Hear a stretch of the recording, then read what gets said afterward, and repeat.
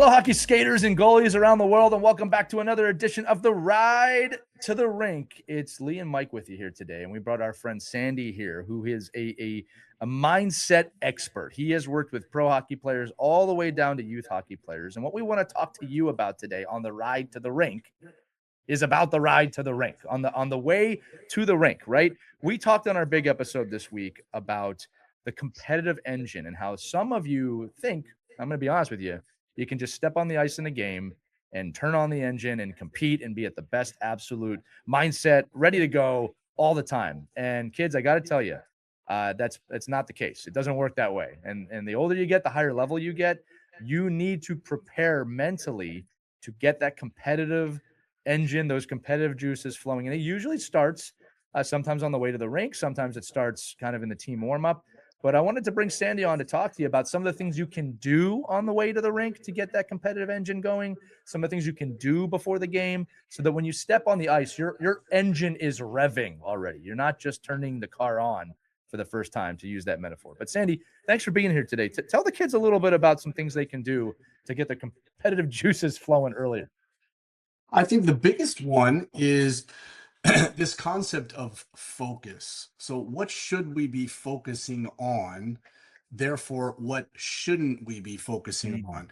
And I think a little way to kind of make that understood, everybody does this. I do this too. But if I said to you guys right now, don't think about an elephant. Mm-hmm.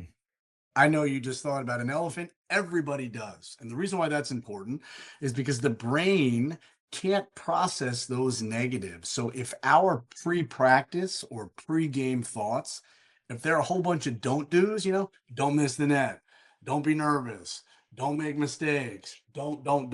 The brain doesn't work like that. So what players can do immediately is you can chop off any aspect of the don't do's.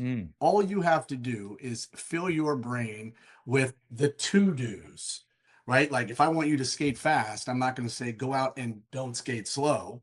I'm going to say go out and skate fast. So positive thoughts, specific thoughts. We don't want to engage in the don't do's. We want to lock in on what you want to keep inside your head, not what you're trying to push away and not think about. That's a great Yeah, one. yeah, and I think going with that too, right, Sandy, is that the after they listen to the episode, they turn their phone off and they put it away. That we'd like to just can you talk a little bit about getting into that mindset and getting into that routine of how do I prepare for a game and a practice the same way because I have to compete, and what can I do that's socially acceptable and is not pulling the phone away from me as a player. But what are some little hints and tricks that you could give a player, uh, and maybe some advice on like why that's so detrimental to their ability to get ready for a game? I know that specifics always lead to other specifics. So, in terms of the thoughts, I always encourage players like what at the end of this game or practice, whatever it is, what is it that we want to be known for? Like what is the optimum outcome? Not because we're going to think about outcomes, like we want to have a theme. So for instance, it could be okay, today, outwork everyone, everything's at full speed, make plays, take chances. Those we can wrap our mind around the specifics of what that means with verbs and actions, and we can live in those thoughts, right? Because we want to be tapping into thoughts that start with I am, I can, I do. That's where we want to live. So I always remind players, get specific. It doesn't have to be outcomes, but if the goal was to go out there and outwork everyone, players understand what that means. And a great one, I think, is go out there and be impossible to be ignored. Go be impossible to be ignored. I got to say this too, Sandy. The follow up to that, right? I love the way you put that. Kids, you also have to know you may set those standards and not meet them in a game. If you meet them, great. You're going to feel great. But I think sometimes we do that, and you might come out of the game and think, I didn't make myself known today. I did not give my best today. If you can acknowledge that and use it as a growth aspect, that's fantastic. It's when it becomes negative and more negative, that's when it starts to drive you down, right? You're not going to be perfect most days.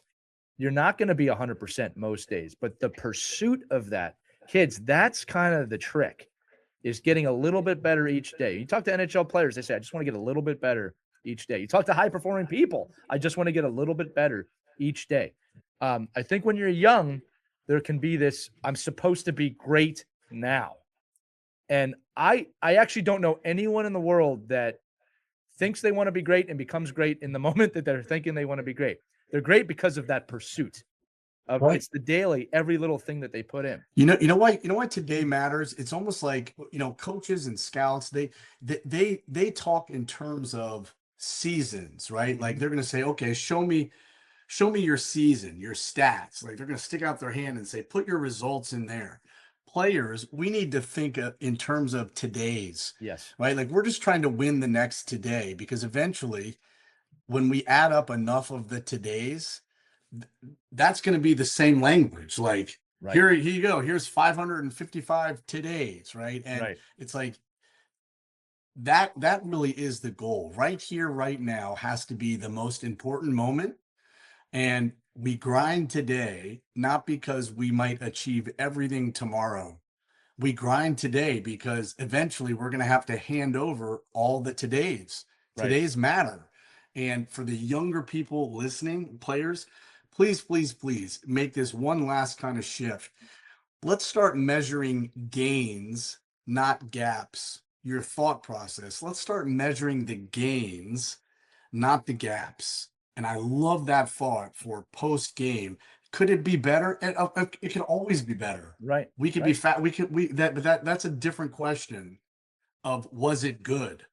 Right? Like both those things can happen at the same time. So let's start measuring the gains. You can be hard on yourself, be critical, that's fine, but you also have to be your own biggest fan. That's the most important. Well, I love about the today's too, Sandy, because I'm always saying to kids, you can reflect on your past, don't live there, reflect on it so you can learn. Look to your future. It's important to have big goals, but all of the work, all of the stuff you need to succeed in those future goals and to learn from your past takes place in the now. There you The go. work you're doing now is what leads to the quote unquote greatness that you're searching for. And kids, if you can get a grip on that what you're doing today, get a little bit better today. I always encourage you kids, maybe write out your wins for the day every day. If you do that every day, you have a 365-page book of wins by the end of the year. Yep. All right. Those are important things that you can do, but focus on what you're doing today. Okay. And again, on the way to the rink, this is where zoning this out. This is where the work kind of begins to do that. What is your objective today? Make sure it's a good one. Last thing I'll say too, because you said this early in the episode with the elephant, just to kind of bookend this. Kids, I've said this before. If you're skiing, and whether you've skied or not, you'll understand this, and you're saying, don't hit the trees, There you go. you're going to start focusing on trees, and guess what's going to happen? You're going to hit a tree. But if you focus on the path, right, and all of you that play, you've seen that path on the ice once or twice at least, you'll find the path, right? So that's an important one. Learning how to hear negative thoughts and understanding that, I'm hearing a negative thought, let me push that away. That's a topic for another episode. This has been a great ride to the rink. Mike, anything before I close this out, or Sandy as well? I think talking about the opportunity to deliberately do these things prior to getting to the rink. You're in there. You have to. These are things you have to consciously do. You can't. By not doing them, you don't know. You don't know if you've accomplished. The I cans, I ams, or I do. You don't know that. You have to write it down. Put it in your phone, put it in your notes, or just think about it. Put yourself in a place where you put aside a couple of minutes before practice and games to think about what these are, so you have some type of measurable when you get off the ice. There you go. I love it. All right, Sandy, this has been great. Mike, been great. Kids listening, this has been great. Once again, this is the ride to the rink. Kids, remember, wherever you're at on your hockey journey, we believe in you. You should too. Skate hard, have fun, get better every day. We'll see you on the next ride to the rink.